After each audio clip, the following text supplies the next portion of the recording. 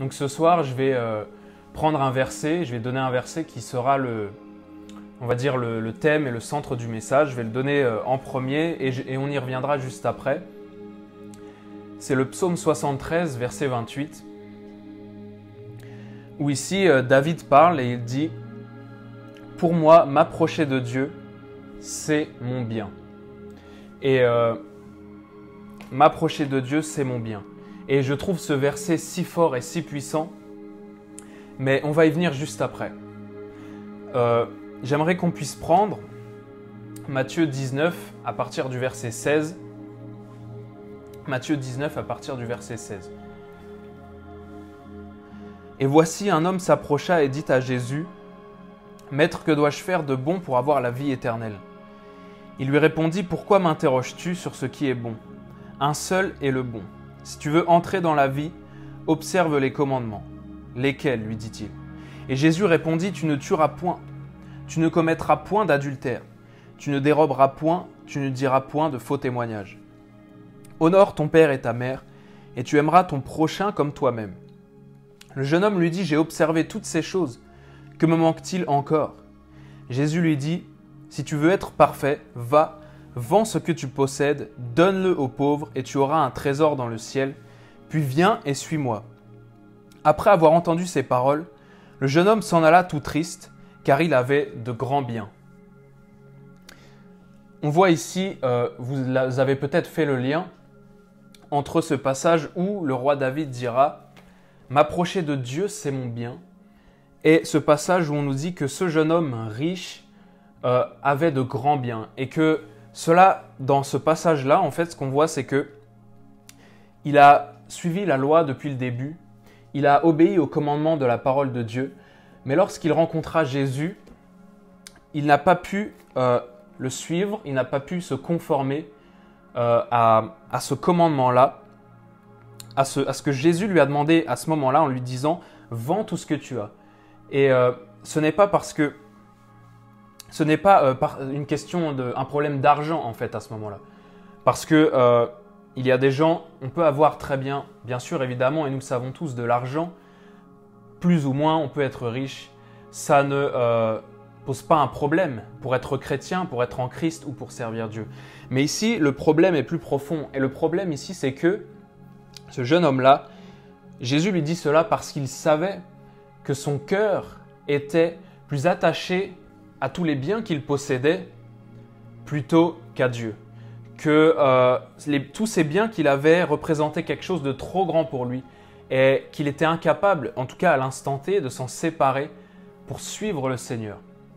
Donc à ce moment-là, Dieu, ce que nous voyons en fait ici, c'est que Dieu, le Seigneur lui-même, n'est pas le plus grand bien dans la vie et le cœur de cet homme, n'est pas la chose principale qui n'a pas la place première dans son cœur, mais l'attachement à ce qu'il possède, ça aurait pu être l'attachement à n'importe quoi d'autre, l'empêche à ce moment-là de suivre Dieu. Le Seigneur lui demande un sacrifice qu'il ne peut faire parce que la chose qu'il lui demande de sacrifier occupe une place trop importante dans la vie de ce jeune homme.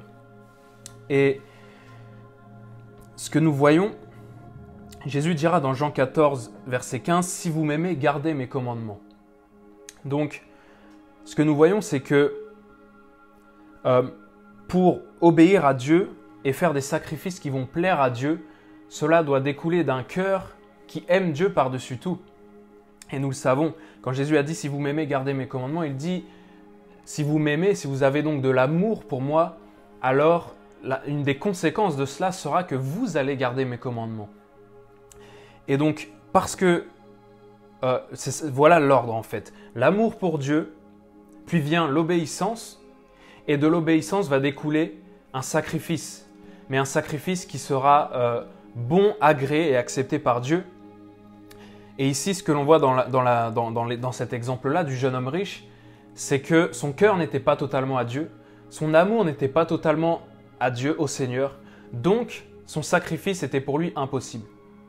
Et le bon ordre donc, c'est que nous devons faire toutes choses par amour pour le Seigneur.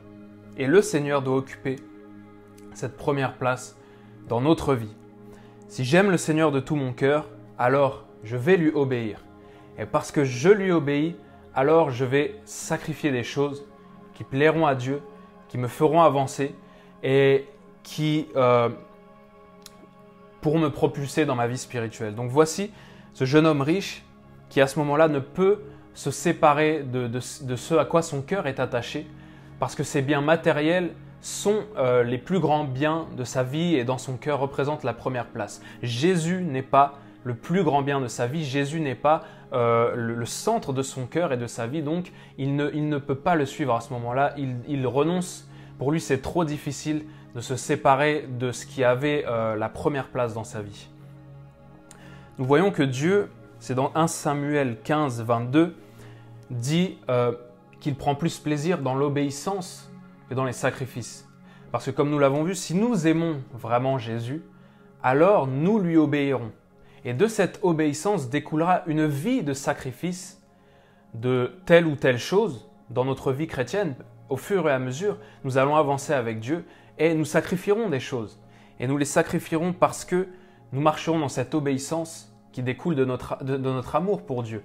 Et c'est cela qui donne de la valeur à ce sacrifice. Et c'est cela qui donne de l'importance et une véritable signification, une véritable acceptation de la part de Dieu de ce sacrifice si cela découle de notre amour pour Dieu. Parce que certains pourront sacrifier de manière très religieuse. Certains pourront sacrifier juste religieusement parce que c'est un commandement, parce que, par exemple, dans la loi ancien testamentaire, combien de religieux ont sacrifié des choses juste parce que c'était commandé et pas parce que leur cœur était à Dieu. Et ici, l'important, c'est ce sur quoi je veux attirer notre attention, et en tout cas, je ne voudrais pas être trop long ce soir, c'est de vraiment nous encourager à faire de Dieu et de Jésus notre plus grand bien et de pouvoir dire, comme David disait, « M'approcher de Dieu, c'est mon plus grand bien ». Pourquoi ? Parce que Dieu est mon plus grand bien, est ma source de bonheur, est ma source de satisfaction, est la chose la plus importante dans ma vie. Et que je travaille à ne pas laisser des choses, des personnes, quoi que ce soit, eh bien, essayer de prendre cette place-là, essayer de me voler mon attention, mon temps ou ma consécration en leur donnant trop d'importance justement. Parce qu'il y a des choses qui ne sont pas foncièrement mauvaises, et on va y venir après, qui ne sont pas forcément mauvaises, mais qui peuvent prendre une place trop grande dans nos vies et c'est à ce moment-là que ça devient mauvais ou néfaste. On voit également dans Genèse 4, dans le sacrifice, l'offrande de Caïn et de Abel, le cœur de Caïn contre le cœur d'Abel. Le cœur d'Abel était bon. Le cœur de Caïn était déjà au bord de la chute et de la corruption. Et c'est pour ça que son sacrifice n'a pas vraiment plu à Dieu. Abel, lui, a offert son premier-né, a offert un agneau. Il a fait un acte en plus prophétique de la venue de Christ. Et Dieu dira la parole dira dans Ésaïe 53:10 qu'il a plu à l'Éternel de le briser par la souffrance. Il a plu à l'Éternel de sacrifier son propre Fils Jésus-Christ pour vous et moi. Pourquoi ? Par amour. Par amour. Vous vous rendez compte que, alors on peut voir de cette façon-là, de cet ordre-là, quelle valeur a Jésus pour moi ? Et s'il a la plus grande valeur pour moi, qu'est-ce que je suis prêt à sacrifier pour lui ? Jusqu'où je suis prêt à renoncer ? Quel acte de foi je suis prêt à faire ? Quel acte de foi, quel bond dans la foi, quel risque un peu dans la foi je suis prêt à prendre parce que pour moi, il est plus important que tout. Et ce que nous voyons à l'inverse, c'est que Dieu lui-même, par amour pour nous, la valeur qu'il a accordée à chacun d'entre nous, l'a poussé à donner sa propre vie. Que Dieu nous a tant aimés à un point où la valeur que nous avions pour lui, la valeur de cette relation qu'il pouvait avoir entre nous et lui-même, de cette communion entre Dieu et l'homme, la valeur qu'on avait pour Dieu, la valeur que tu avais pour Dieu, l'a poussé à se sacrifier. Il a considéré que tu étais d'assez grande valeur pour qu'il offre sa vie pour toi à la croix, pour restaurer cette communion, pour restaurer cette relation et pour pouvoir te sauver. Il a plu à l'Éternel de sacrifier Jésus-Christ sur la croix pour nous, pour nous sauver, simplement par amour. Voilà le sacrifice le plus grand, le sacrifice ultime, le sacrifice que rien ni personne ne pourra jamais égaler. Et parce que Jésus s'est offert pour nous, alors nous aussi, dans notre marche chrétienne, offrons bien sûr des choses à Christ, sacrifions, mais offrons nous-mêmes à Jésus, offrons lui notre temps, notre amour, notre vie et avançons dans notre révélation de Christ, dans notre révélation de qui il est.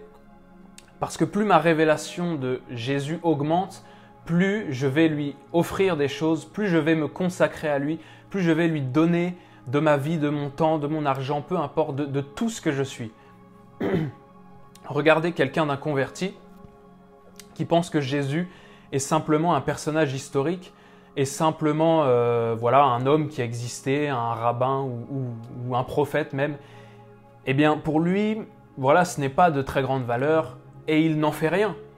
Mais lorsqu'une personne commence à avoir une révélation de qui est Jésus, de la valeur de Jésus, de la gloire de Jésus, de Dieu, de sa splendeur, de son amour, de toute la richesse des attributs de sa personne, plus cette révélation augmente, plus la personne va se donner, plus la personne va se sacrifier, plus la personne va s'offrir à Jésus, va se consacrer. Et donc, il est important chaque jour de chercher dans les Écritures, de chercher en passant du temps en communion avec le Seigneur, une plus grande révélation de qui il est. Parce que Dieu est infini, Dieu est éternel, Dieu est tout-puissant. Alors nous n'aurons jamais fini de connaître qui il est. Nous n'aurons jamais fini d'apprendre à le connaître, à connaître son caractère, à connaître son cœur, à connaître comment il fonctionne.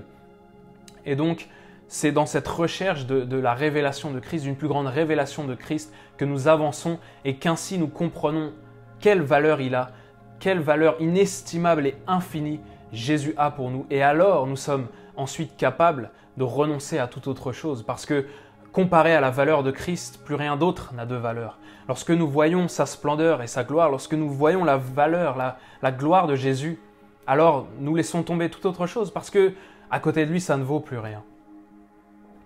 Et donc, il est si important d'avoir ce cœur selon Dieu, comme David. David qui disait, comme nous l'avons vu, « M'approcher de Dieu, c'est mon bien ». Un cœur selon Dieu, un cœur qui est totalement à lui. Et nous avançons comme cela en passant du temps dans la présence de Dieu, dans la présence du Saint-Esprit. Parce que le Saint-Esprit recherche des intimes, recherche des amis avec qui travailler, avec qui œuvrer sur terre, avec qui prolonger le ministère de Jésus.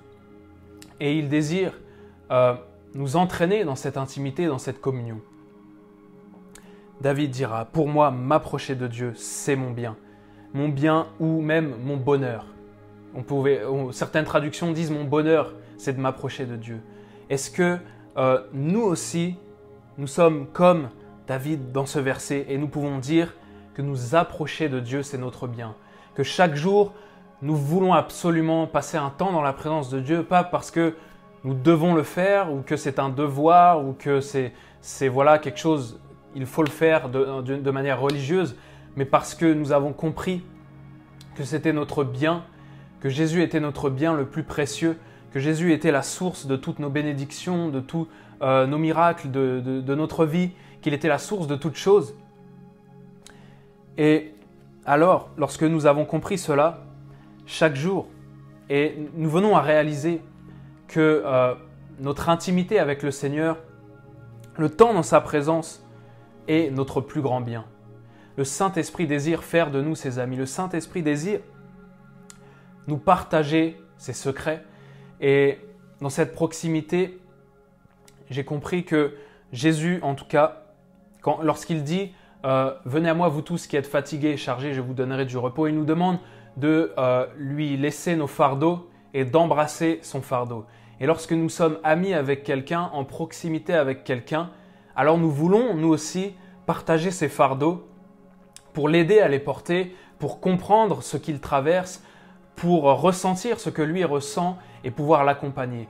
Et Jésus, peu importe votre situation, sachez qu'il désire que vous vous délestiez de vos fardeaux, que vous lui laissiez tous vos fardeaux, afin qu'il puisse les porter à votre place et qu'il puisse vous transmettre son fardeau à lui, qui est doux, léger, facile à porter. Et lorsque nous avançons, lorsque nous sommes dans cette relation de proximité avec le Seigneur, notre désir n'est plus juste de nous débarrasser de nos fardeaux, mais d'embrasser littéralement le fardeau du Seigneur pour les âmes, le fardeau du Seigneur pour le salut des âmes qui se perdent, pour que les gens soient guéris, sauvés, délivrés. Le fardeau de Jésus, nous désirons nous aussi rentrer dans cette relation. Nous pouvons connaître le cœur de Dieu, ressentir le fardeau de Dieu, ressentir presque cette tristesse ou cette douleur de Dieu pour les âmes qui se perdent, pour les personnes qui ne veulent pas de lui, pour les personnes qui le rejettent, etc. Ressentir cette tristesse et ce fardeau qui va ensuite nous pousser à agir, qui va nous pousser à évangéliser, qui va nous pousser à faire des actes de foi, qui va nous pousser à vraiment agir d'une manière zélée, à prêcher l'évangile, à faire ce que Dieu attend que nous fassions tous. Et lorsque donc nous sommes dans cette amitié avec le Seigneur, alors nous recherchons premièrement ce que le Seigneur ressent, les fardeaux que le Seigneur a sur son cœur, afin qu'il puisse nous les transmettre. Et parce que nous serons animés de ce fardeau, alors nous pourrons être en synchronisation avec la volonté et le cœur de Dieu et agir de la bonne manière. Si notre bien le plus précieux et le plus grand est de nous approcher du Seigneur et notre intimité avec lui, cela résoudrait tant de problèmes. Parce que souvent, on voit beaucoup de problèmes, que ce soit dans les milieux chrétiens ou autres, dans les églises, qui viennent de personnes qui recherchent leur propre intérêt, où leur plus grand bien à eux, c'est peut-être leur réussite personnelle, leur ambition personnelle, etc. Et lorsqu'ils n'ont pas ce qu'ils veulent, lorsque quelqu'un, je ne sais pas, s'assoit à leur place ou ne les laisse pas prendre l'estrade, etc., ou des choses de ce genre, eh bien les gens sont frustrés, ils s'énervent, ils ne sont pas capables de passer au-dessus, il y a des conflits, il y a des histoires, il y a des jalousies. Pourtant, si notre bien le plus grand et le plus précieux est notre intimité avec Jésus, et Jésus lui-même, alors lorsqu'il y a toutes ces histoires, ces divisions, alors peut-être, des fois ça nous fera souffrir, mais nous serons capables de passer au-dessus. Parce que la valeur de ces choses, au final, nous savons que ça passera, mais nous savons que notre intimité avec le Seigneur ne passera jamais. Voici pourquoi il est plus important que toute chose. Parce que tout ce que nous faisons sur cette terre, tout ce que nous possédons, cela va passer. Donc ces biens, même matériels, terrestres, eh bien, ils ne sont que terrestres. Et Jésus est éternel et céleste et divin. Et il n'y a pas même de comparaison possible. Alors, nous devons veiller bien sûr à ce qu'il occupe la première place dans nos cœurs, à ce qu'il soit notre plus grand bien. Et ainsi, nous serons capables de passer au-dessus de tant de choses. Nous serons capables de rester dans la simplicité, de ne pas tomber dans la jalousie, dans les querelles inutiles, dans des histoires et des divisions, parce que tout cela ne nous importera peu, parce que pour nous, notre plus grand bien et la chose la plus importante, c'est notre intimité avec le Seigneur. Et dans cette intimité avec le Seigneur, nous sommes capables de recevoir les directions de Dieu. Nous sommes capables de connaître sa volonté. Nous sommes capables d'agir, vraiment de faire des œuvres pour le Seigneur qui comptent. Des œuvres qui sont motivées par son amour. Des œuvres qui ont une valeur éternelle. Et donc aujourd'hui, quel est notre plus grand bien? À quoi est-ce que nous nous offrons et nous nous consacrons? Qu'est-ce qui a la place la plus importante dans notre cœur? Qu'est-ce qui nous émerveille le plus? Qu'est-ce qui nous attire le plus? Qu'est-ce qui nous pousse le plus à agir et à investir dans cette chose? Et je nous encourage à prendre conscience que ce qui ne passera pas, bien sûr, c'est cette proximité avec le Seigneur. C'est cette intimité avec le Seigneur. C'est la personne de Jésus. Alors, comprenons et prenons conscience que toutes ces choses que nous avons sur terre, toutes ces choses que nous voyons passeront, mais notre proximité avec le Seigneur, notre intimité que nous pouvons construire avec lui, cela ne passera jamais. Et c'est si important, c'est si puissant la présence de Dieu, c'est si puissant de passer du temps avec Dieu et ça change tant de choses. Vous allez passer du temps avec le Seigneur, Vous allez passer du temps dans la gloire de Dieu. Vous allez passer du temps comme ça à... Je ne parle pas de temps à parler, à faire un monologue. Je ne parle pas de temps à ne faire que parler à Dieu. Je parle vraiment de temps où nous parlons, mais surtout nous écoutons. De temps où surtout nous nous laissons bénir par la présence de Dieu. De temps où nous reconnaissons dans ce silence, dans cette présence de Dieu, que nous ne pouvons rien et que nous laissons Dieu faire à ce moment-là et que nous abandonnons tout à ses pieds, tout entre ses mains. Où nos mots même ne suffisent plus à exprimer ce que l'on ressent, ne suffisent plus à exprimer notre amour et notre adoration pour Dieu. Et nous le laissons nous envahir de sa présence, nous le laissons nous envahir de sa gloire, nous nous laissons remplir de qui il est. Et lorsque nous allons ressortir de ces temps-là, nous n'avons fait visiblement peut-être qu'être assis à adorer le Seigneur, à attendre dans sa présence. Mais vous allez ressortir de là et peut-être vous allez prêcher comme vous prêchiez avant, mais des gens vont pleurer.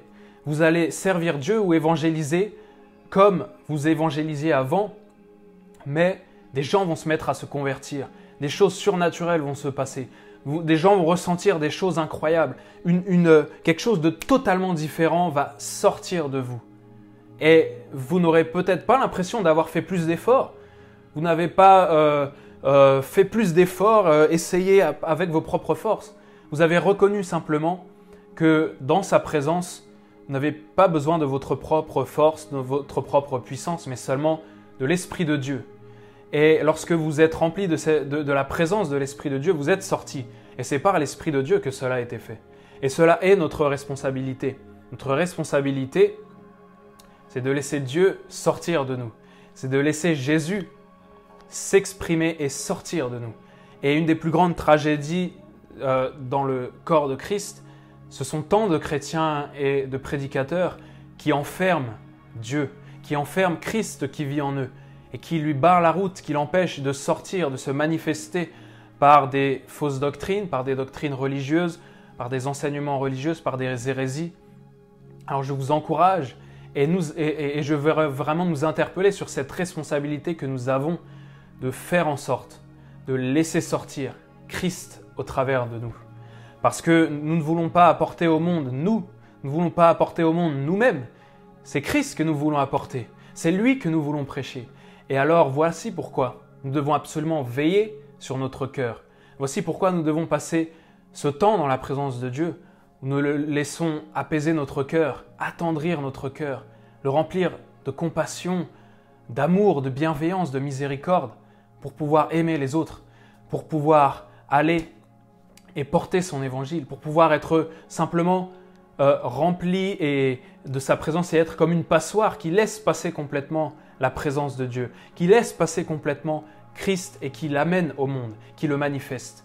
N'enfermons surtout pas Jésus, n'enfermons surtout pas le Saint-Esprit en nous, mais nous avons cette responsabilité de le laisser sortir, de le laisser s'exprimer, en lui obéissant, en le laissant nous guider, en suivant ses directives et bien sûr en passant ce temps de communion avec lui. Chaque jour, une table est dressée, une table est disponible, la table de la communion avec le Seigneur. Chaque jour, nous pouvons consommer le Seigneur qui est la parole. Chaque jour, nous pouvons souper à la table du Seigneur et recevoir cette parole qui descend du ciel. Christ dit « Je suis le pain qui descend du ciel ». Je suis chaque jour la parole de Dieu, la nourriture céleste, la manne céleste est disponible et nous devons puiser dedans. Chaque jour, approchons-nous de Dieu. Chaque jour, rentrons dans ce verset de David qui dit « M'approcher de Dieu, c'est mon bien ». Lorsque nous nous levons le matin, disons-nous « Je veux aujourd'hui m'approcher de Dieu encore plus parce que c'est mon bien, parce que je sais que c'est ma sécurité, c'est mon assurance dans les temps que nous traversons, parce que je sais que c'est l'assurance de la bénédiction, parce que je sais que c'est l'assurance du bonheur, parce que je sais que c'est l'assurance des promesses de Dieu qui viennent à leur réalisation dans ma vie. Si chaque jour, eh bien, je passe du temps dans cette présence à communier avec le Seigneur, à apprendre et à m'emparer de tout ce qui est dans sa parole. Chaque jour. Et lorsque chaque jour, bien sûr, nous entretenons cette intimité, lorsque chaque jour nous passons ce temps dans la présence de Dieu, nous démontrons aussi au Seigneur la valeur que nous lui accordons en faisant de ce temps, de sa présence, notre priorité. Et nous lui montrons aussi notre fidélité en cultivant cette vie de prière, cette vie d'intimité avec Dieu. Nous montrons à Dieu que même dans ce qui semble être une petite chose, mais qui en est une très grande, nous sommes fidèles et nous ne laisserons pas les distractions ou le rythme de la vie nous ôter de ce lieu, mais je veux vraiment nous encourager à tout faire pour protéger le lieu secret, pour protéger votre lieu secret, pour entretenir et cultiver votre lieu secret, ce temps que vous passez avec Dieu, ce temps que vous passez avec lui dans le secret. Et lorsque vous ressortez de ce secret, alors vous êtes remplis et rayonnants de la gloire de Dieu. Regardez Moïse, il a passé 40 jours avec Dieu sur la montagne. Et lorsqu'il est descendu, et c'était sous l'ancienne alliance, son visage était transfiguré, son visage rayonnait de gloire et de lumière. Plus personne ne pouvait le regarder parce qu'il a passé du temps au contact, en proximité avec Dieu.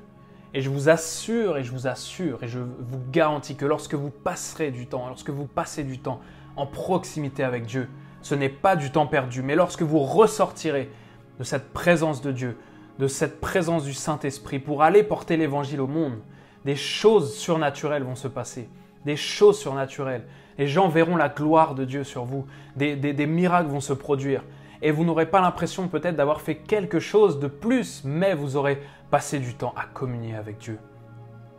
Quelle est la valeur de Jésus pour nous aujourd'hui? Est-il notre plus grand bien? Nous approcher de lui est-il notre plus grand bien? Considérons-nous Jésus plus que l'or, que l'argent, qu'une carrière, que la réussite professionnelle, que tout ce que nous possédons? Est-ce que notre intimité avec le Seigneur est plus importante que toute autre chose, que tout ce que nous possédons, que tout ce que nous avons, que notre empire personnel, que toute autre chose? Est-ce que c'est la chose la plus importante? Et le fils spirituel de Reinhard Bonnke, Daniel Kolenda, avait donné cet exemple en disant que lorsqu'il conseillait justement à des gens de chaque jour passer ce temps avec Jésus, avec le Saint-Esprit, et il lui disait « je n'ai pas le temps, j'ai ceci, j'ai cela, j'ai ceci, j'ai cela ». Les gens lui écrivaient des paragraphes pour lui expliquer pourquoi il n'avait pas le temps ou des excuses. Et alors il a dit à une personne une fois « et si je te donne $1 million pour que chaque jour tu passes une heure dans la présence de Dieu ?» Et la personne dit « ah bah là, pour $1 million, bah, je vais le faire. » Ah bah oui, là, $1 million, ça change tout. Et là, il montre et il met en exergue le fait que le problème de cette personne n'est pas qu'elle n'avait pas le temps de passer du temps dans la présence de Dieu ou du temps avec Jésus ou de s'approcher de Dieu. Le problème de cette personne était le manque de révélation, de compréhension de la valeur de Dieu, de Jésus-Christ. Jésus n'avait pas la première place dans son cœur. Jésus ne comptait pas et n'avait pas plus de valeur que $1 million pour elle. Donc pour $1 million, elle l'aurait fait. Mais sinon, juste pour Jésus, elle ne l'aurait pas fait. Voici le problème, voici une leçon importante, quelque chose qui m'a touché, qui m'a interpellé et sur lequel j'ai aimé méditer, de me dire que parfois nous cherchons et nous avons des excuses, mais nous pouvons toujours trouver un moyen. Nous pouvons toujours trouver un moyen. Nous pouvons toujours aller sur cette montagne avec Dieu, communier avec lui, répondre à cette invitation de Jésus qui dit « Venez, vous tous, venez à moi, vous tous ». Jésus nous invite et Jésus vous invite ce soir. Et je voulais simplement vous encourager à faire de Jésus votre plus grand bien, à faire de votre intimité avec lui votre plus grand bien. Comme ce verset Psaume 73, 28 le dit, que nous puissions nous aussi dire que nous approcher de Dieu, c'est notre plus grand bien. Que c'est ici que nous trouvons notre bonheur, notre joie, notre satisfaction, notre plaisir, que peu importe les épreuves de la vie, peu importe les nouvelles que nous apprenons, peu importe les situations que nous traversons, peu importe les orages, nous approcher de Dieu, c'est notre bien. Nous approcher de Dieu, c'est là où nous trouvons notre guérison, notre délivrance, là où nous trouvons notre bénédiction, là où nous trouvons tout ce dont nous avons besoin, au pied du Seigneur, en proximité avec Dieu. Et je veux vous encourager par-dessus tout, en ces temps que nous traversons, et je voudrais terminer avec cela, investissez tout dans votre relation avec Dieu. Jésus, si vous ne savez pas peut-être ce que vous devez faire, où vous devez aller, quelle direction prendre dans votre vie chrétienne aujourd'hui, dans votre marche avec le Seigneur, eh bien, Jésus a dit « Venez à moi ». Et donc, venez à lui. Peut-être vous n'avez jamais donné votre cœur et votre vie à Jésus. Alors, sans plus tarder, je vous assure, il vous a tant aimé. Venez à lui, venez le rencontrer, donnez-lui votre vie totalement et votre vie sera assurément transformée. Et si vous êtes déjà en Jésus-Christ, alors vous ne savez pas où aller, vous ne savez pas quoi faire, eh bien c'est simple. Venez, approchez-vous de Dieu chaque jour, passez du temps dans sa présence, à l'aimer, à l'adorer, à le laisser vous bénir, vous transformer, œuvrer dans votre cœur. Et alors, vous saurez quoi faire parce que Dieu vous parlera, parce que Dieu vous montrera des choses, parce que Dieu vous dira « va ici » ou « va là, va dans telle direction, entreprends cela ». Voilà ce que c'est de s'approcher de Dieu, de passer du temps chaque jour dans cette communion avec Dieu, dans cette intimité avec Dieu, dans cette présence de Dieu. Et plus nous le faisons et plus nous réalisons et plus nous pouvons dire comme David « m'approcher de Dieu, c'est mon bien, c'est mon plus grand bien et c'est mon bonheur ». Voilà, je vais terminer ici par la prière. J'espère que ce message vous a encouragé et vous a béni. N'hésitez pas à reméditer en tout cas sur les passages que j'ai donnés, sur les versets que j'ai donnés ou sur différentes choses que j'ai pu dire. Il y aurait vraiment beaucoup de choses à dire sur le sujet, d'autres exemples, etc.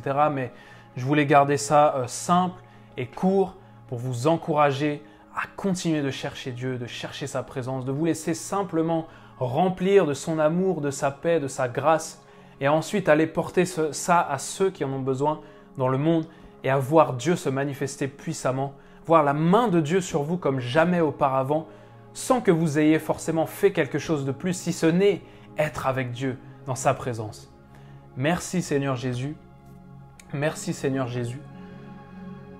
Merci Seigneur Jésus pour ta présence glorieuse. Merci pour ton salut si merveilleux Seigneur. Je prie Seigneur que tu allumes cette étincelle, ce feu en nous Seigneur, ce désir ardent en chacun d'entre tes fils et tes filles ce soir Seigneur. Un désir ardent de communier avec toi, de passer du temps dans ta présence Seigneur, de t'écouter, de t'adorer Seigneur, de tout déposer à tes pieds et de te laisser tout faire, tout nous transformer dans ta présence. Seigneur Jésus, je prie que tes fils et tes filles puissent aller dans une autre dimension de ta présence, puissent être saisis, Seigneur, puissent sentir à différents moments de la journée cette invitation, Seigneur, comme si tu les tirais à aller avec toi, Seigneur, pour que tu puisses les remplir, pour que tu puisses leur partager tes secrets, leur partager des choses merveilleuses, des encouragements, Seigneur, des paroles de prophétie, Seigneur, que tu puisses leur donner des visions et des songes, Seigneur, que tu puisses amener ton peuple tout entier, Seigneur, à être un peuple du lieu secret, un peuple qui te place à la première place, qui fait de toi sa priorité, qui te donne la prééminence en toutes choses, Seigneur Jésus. Et que nous puissions tous dire, Seigneur, que notre plus grand bien, Seigneur, c'est de nous approcher de toi, c'est de passer du temps avec toi, Seigneur Jésus. Ce n'est pas l'or ou l'argent ou la réussite personnelle, mais notre plus grand bien, Seigneur Jésus, c'est d'être avec toi, parce que tu désires ardemment, Seigneur Jésus, nous amener dans ta présence, nous amener dans cette proximité avec toi, pour nous faire connaître ton cœur, pour nous faire connaître ton amour, pour nous faire communier avec toi, Seigneur Jésus. Tu l'as tant désiré, tu le désires tant, Seigneur Jésus. Et ce soir, nous disons oui et nous répondons à ton invitation, Seigneur. Nous répondons, Seigneur Jésus, à ton invitation et à ton amour, à passer du temps avec toi. Nous disons oui, Seigneur Jésus. Nous nous engageons, Seigneur, à venir te rencontrer chaque jour, à venir t'aimer et t'adorer, te dire combien nous t'aimons chaque jour, combien tu comptes pour nous, Seigneur. Nous serons fidèles, Seigneur. Nous ne laisserons pas tomber notre lieu secret et notre intimité avec toi, Seigneur. Rien ni personne, aucun démon de l'enfer ne nous empêchera de passer ce temps dans ta présence. Rien ni personne ne viendra nous distraire ou nous éloigner, Seigneur, mais nous tiendrons ferme jusqu'au bout, Seigneur, et nous nous laisserons remplir de ta gloire. Et ainsi nous irons dans le monde, Seigneur, comme tu as dit, allez et faites de toutes les nations des disciples, et nous te verrons te glorifier, et nous te laisserons sortir de nous, et nous te laisserons te manifester, précieux Saint-Esprit, et nous ne te barrons pas la route, Seigneur. Montre-nous, Seigneur, à chaque fois où nous résistons, Seigneur, afin que nous puissions lâcher prise pour te laisser te glorifier, te laisser agir, Seigneur Jésus. Je prie que tu bénisses, Seigneur, chacune des personnes sur ce live, Seigneur. Je prie que tu les bénisses, que tu les remplisses de ta présence, que tu les remplisses de la grâce et de la douceur de ton esprit ce soir, Seigneur, et que tu les immerges de ton amour, Seigneur, et que tu les rendes passionnés de ton lieu secret, passionnés de ta présence, Seigneur, qu'ils fassent de cette intimité avec toi leur plus grand bien, leur plus grand désir, leur plus grande ambition, Seigneur. Être avec toi, te connaître, t'adorer et t'aimer. C'est ce que nous voulons et c'est ce que nous ferons, Seigneur Jésus. Amen, amen, amen. Que Dieu vous bénisse abondamment, que Dieu vous bénisse.